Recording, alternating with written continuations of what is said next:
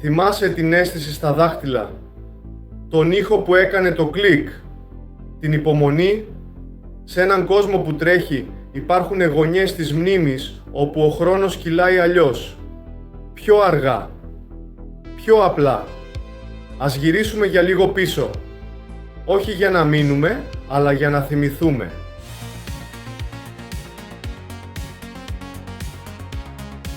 Σε μια εποχή που κοιτούσαμε τα αστέρια με περιέργεια και θαυμασμό, αυτή η βάση ήταν η δική μας, απτή υπόσχεση του διαστήματος.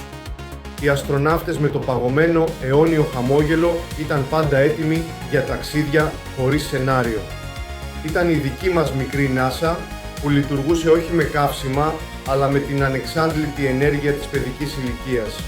Η μουσική στη διαπασόν, τα φώτα να σε τυφλώνουν και η φυγόκεντρος να σε κολλάει στη θέση σου. Κατέβαινες ζαλισμένος, αλλά για 5 λεπτά ένιωθες αίτητος. Αν θέλετε να ζήσετε ξανά όλη αυτή την εμπειρία, μπορείτε να κάνετε κλικ τώρα στο link που εμφανίζεται στο πάνω μέρος της οθόνης για ένα ολόκληρο αφιέρωμα στο θρυλικό ροντέο. Πριν τα περίπλοκα παιχνίδια, υπήρχε αυτή η απλή, ιδιοφυής υπόσχεση. Πρώτα η δροσιά, μετά το παιχνίδι. Η γεύση του παγωτού ήταν μόνο η αρχή. Η πραγματική απόλαυση ήταν το πλύσιμο του πλαστικού, το χαρακτηριστικό κλακ όταν το έκλεινες ξανά και ο ήχος της μπάλας που χτυπούσε στον τοίχο για ώρες μέχρι να νυχτώσει. Σε έναν κόσμο που δεν βιαζόταν, ακόμα και τα γλυκά ήθελαν τον χρόνο τους. Το υποβρύχιο ήταν η απόδειξη. Έπρεπε να το βυθίσεις, να περιμένεις, να το γευτείς αργά, απολαμβάνοντας ενδιάμεσα το δροσερό αρωματισμένο νερό. Ήταν μια άσκηση υπομονής και δροσιάς. Ένα γλυκό που σου μάθαινε να απολαμβάνεις τη στιγμή, μια γουλιά τη φορά. Αυτά τα χρώματα, το πορτοκαλί, το πράσινο της μέντα, το μπέζ και αυτός ο ήχος. Το χαρακτηριστικό όταν πίεζες στο κέντρο του καπακιού για να φύγει ο αέρας, σφραγίζοντας τις ελπίδες σου για το αυριανό μεσημεριανό. Ήταν απλά αθάνατα. Επιβίωναν αποπτώσεις, πλυντήρια δεκαετίες. Μπορεί να άλλαζες σπίτι, αλλά το τάπερ της μάνας αυτό έμενε. Κληρονομιά από γενιά σε γενιά. Η εβδομαδιαία επίσκεψη στο περίπτερο. Όχι για τις τσίχλες, αλλά για εκείνη. Το ξεφύλισμα γινόταν με προσοχή χειρουργού. Έπρεπε να βρεθούν οι στίχοι του νέου τραγουδιού, να διαβαστεί το ζώδιο, να λυθεί το τεστ και φυσικά να αφαιρεθεί με θρησκευτική ευλάβεια η γιγαντοαφίσα από το κέντρο. Η μανίνα δεν διαβαζόταν απλά. Αποδομούνταν. Αγαπημένο χρώμα, αγαπημένος τραγουδιστής, ζώδιο, τι μισείς πιο πολύ. Οι ερωτήσεις ήταν πάντα οι ίδιες, αλλά οι απαντήσεις ήταν το πορτρέτο της ψυχής μας. Γραμμένες με διαφορετικούς γραφικούς χαρακτήρες, με χρωματιστά στυλό, διακοσμημένες με αυτοκόλλητα και καρδούλες. Κάθε σελίδα ήταν ένα προφίλ, πολύ πριν μάθουμε τι σημαίνει η λέξη προφίλ. Το βελάκι ήταν από χαρτί, αν ήσουν από τους καλούς. Συχνότερα όμως ήταν ένας καρπός από πυράκανθο, ένα μπιρμπιλόνι, και από την άκρη του ο κόσμος έμοιαζε διαφορετικός. Ένα ανοιχτό παράθυρο λεωφορείου, ένα ανυποψίαστο μπαλκόνι, όλα ήταν πιθανοί στόχοι. Και μετά ερχόταν το κυνηγητό. Οι φωνές του οδηγού, το τρέξιμο για να κρυφτεί σε μια πιλωτή.